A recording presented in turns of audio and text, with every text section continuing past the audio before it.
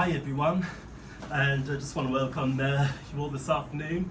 And for the first edition of the Desert Island List, we've got Robert Smith, also known as Boston Bob from the Busymen, talking about his top 5 Desert Island lists. Good afternoon to you, Bob.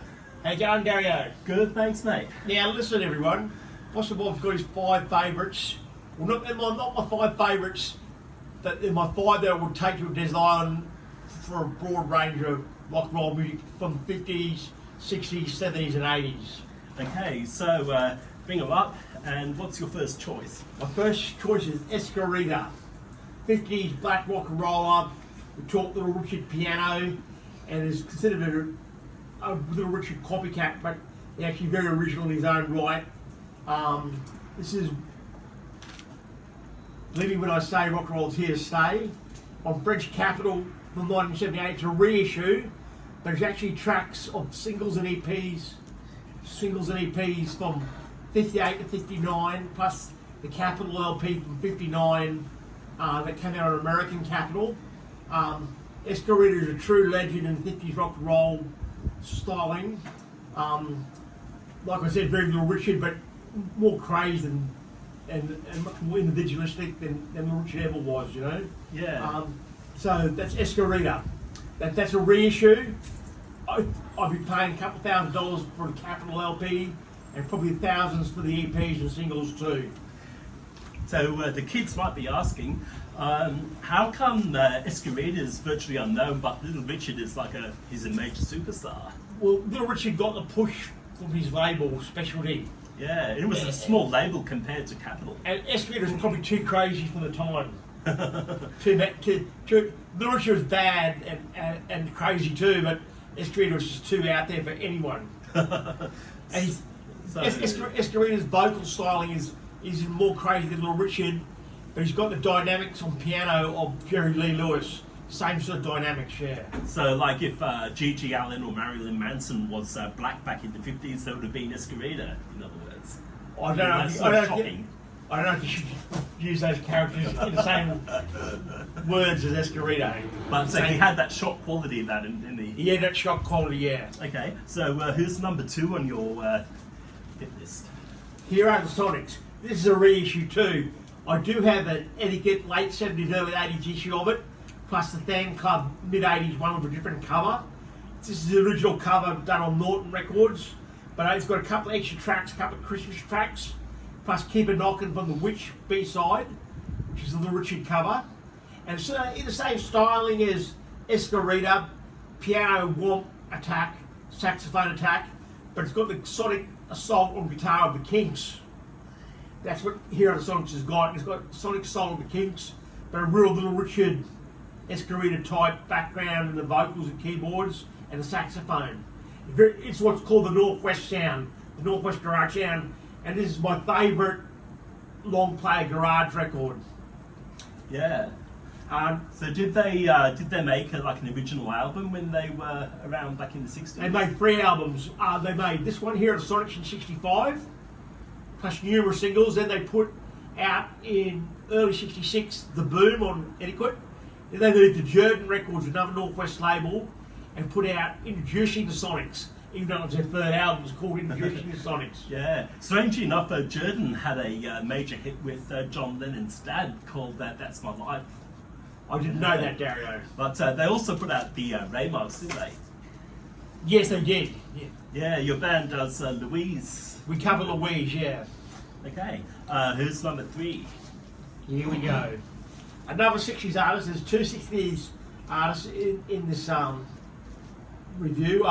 This is Question Mark Mysterian's 2nd album, Action, from 67. I would have said 96 Tears is a great album, but Action is a little bit more of my favourite. Songs like Can't Get Enough of You Baby, especially Girl You Can't Hate Me with the fuzz guitar and organ, is showing Mysterian in a more sophisticated mode, but very similar to 96 Tears. But it just generally is more favourite of mine than 96 Tears, so it's been added here as the 3rd one, sorry. And I like it for the box corridor organ and the 8 broken chord riffs that are there. Also, you can't get better than Question Mark's poppy garage vocals. Yeah. He sounds like a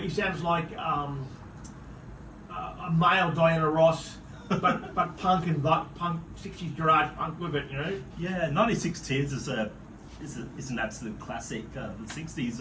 What sort of brought about that interest in from them in modern audiences? Like Smash Mouth had a hit with "Can't Get Enough of Your Baby," Which wasn't written by Question Mark. It was written by a songwriting team for them. Yeah, Lindsay and Randall. Yeah, that's right. Yes. I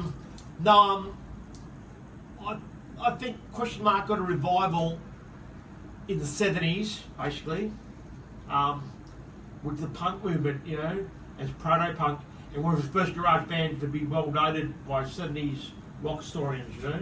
Yeah. But they're still going today, Question Mark, Mr. Evans. Yeah. They've never broken up. Yeah, the Stranglers also gave them a bit of a boost in the 90s when they did 96 Tears. That's right, yeah. Okay, who's next? Flavin' Groovies.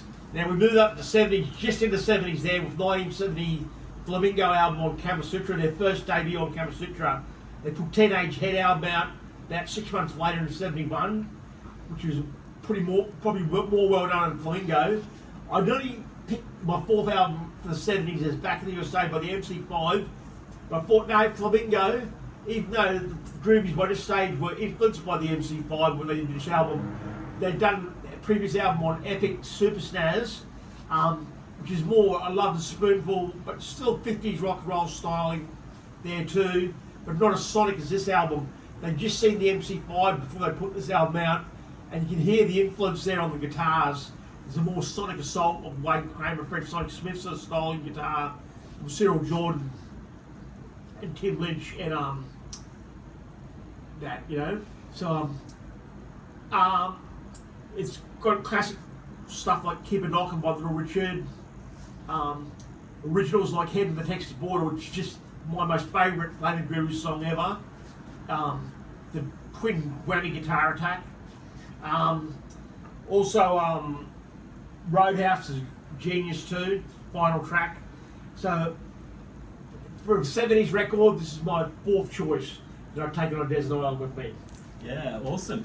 How does that album sort of compare with the second one they did for Epic Records? I just said, Dario, it's more Love and Spoonful, jug music. Yeah. Bit of 50s rock and roll on that, but not as sonic with the guitar attack. Yeah. And they saw the MC5 and they changed their whole attack and sound. Yeah. Do you think they sort of got a little bit smoother in the 70s when they went to Sire, for the Shake Some Action album, which is they did 3 albums on Sire, and that was a change in sound to a more Birds, mid-60s Stones, Beatles sound. Yeah, that's right. Before that, they were doing Stonesy sort of blues, boogie, jug music, you know. Jug music to start with, and then to move to the MC5 Stonesy sort of sound on Flamingo and Teenage Head. And then they kept that up to slow death when Chris Wilson joined in 72. And then basically they changed about 74 with the Shake Some Action demos that came out, the Him or Me, Poor View of the Raiders song was the beginning of change of direction for him, yeah, more poppy. Yeah. Okay, my fifth album, we can move up to the 80s. My favourite retro garage revival band is the Lyres, Lyres after the Greek harps. This is their debut Planet from 84 on Fire. It's quite a college success for them. This is the second issue on New Rose with an extra track, which is the B-side to their Help You and I Really Want You Right Now 45 from 83. And the bonus track is I Really Want You Right Now. It originally came out on Ace of Hearts in America in 84, but New Rose reissued it a bit later in 84 for the European market, and they put the bonus track of I Really Want You Right Now on there, which doesn't appear on the Ace of Hearts one. This has got the back picture, the rehearsal space with the Vox organ and the Vox Continental organ and the Fender amps, and the Dan Electro guitars, great backdrop picture, and a picture of the Lionheart burning on the Monument Valley in Arizona. Yeah, they're a major influence on you, but how come they sort of like have sort of never broken the mainstream attention? Whereas their contemporaries, the Ramones and others did. I think the reason is because they're too dedicated to what they do, and people don't get that, and they're not really people can't grab what, like they just wear t-shirts, jeans, sneakers. They don't really dress up 60s, or they don't have a hype behind them. They're just rock and roll fans, and even if they weren't famous, like big on the college charts in the 80s, I believe they'd still be around today, you know. So would you say that Jeff is a bit of an acquired taste for many rock fans? Well, he shouldn't be. He should be loved and adored by all rock fans, and respected as a great musician and a great rock and roll singer and songwriter. And the Liars are genuinely the best rock and roll band in modern times. Yeah. I believe that. As a modern band, it started in '79. They're the best of the lot. Only probably matched by the Chesterfield Kings, but not quite. That's my opinion anyway, everyone. So this is the last album I would take. And I cut off at the 80s because we only got 5 albums. And I believe that after the 80s, not much went on in rock and roll. But there are good bands after the 80s, but there's not much that great happening, you know. Yeah, well, with every revival, the bands are sort of a bit more watered down than previous generations. I mean, you look at the likes of the Hives and all that. Rocket Science, yeah. Rocket Science, they're sort of more like watered down compared, with like sort of DMC. I mean, no disrespect to them, but I believe the 80s, people that did the music in the 80s grew up in the 60s, even if they were in grade school or primary school in the 60s, and they actually understood it a bit better, you know, closer to the home of the original music, you know. Yeah. And just to wrap this interview up, can you tell us a little bit more about your other pop culture interests, like with fanzines and books and stuff? Oh, this is a fanzine that came out in the 80s, 90s. Here it is. I've been reading this over the last few months again. I bought a heap off my friend James. I used to have them in my first collection, but they got lost over the years. I've been rebuying my fanzines. That's Here It Is by Jeff Jarama. He's a part-time rock writer and very genuine, does great interviews of the original band from the 60s. This is Kix, Billy and Miriam from the A-Bones, Nanties. They're well known for Norton Records, which I showed you a Norton record before. Here are the Sonics. They put these fanzines out. They just put a new one out. Well, I think Billy's passed away now, but Miriam put a new one out with Billy's articles in it, and about 2 or 3 years ago it came out. I haven't bought it yet, so I've got to get around to buying it next month. Yeah. So another good fanzine I buy, which I lost track of for about 8 years. There's ugly things when my local record shop didn't get it in anymore. But our friend Nick Phillips from Shutdown 66 Corduroy Records basically supplies me and my mate James from the Cowie Stinks Bugs now with new issues of it. So I've got the last 6 issues again. That's Ugly Things. Mike Sachs, one of the genuine great fanzines that started out as a Xerox photocopy job in the 80s. Early 80s, 83, 84 I think it started. And it's become a glossy booklet type magazine now. Yeah. And you're currently reading the autobiography of Pete. I finished that. Yeah. How was the read? What was his writing style like? It was okay, but it's long-winded in places. Long-winded, yeah. Yeah, he's been in a lot of trouble recently. Does he sort of cover that in this book? Not really, no. No. Okay. Well, thanks very much for your time, Bob. That's cool, Dario. And can you just give us a little bit about what's been happening with the Busymen of late? Well, Busymen got a new guitarist, Jeff Cole. We lost Michael Bolger due to problems within the band.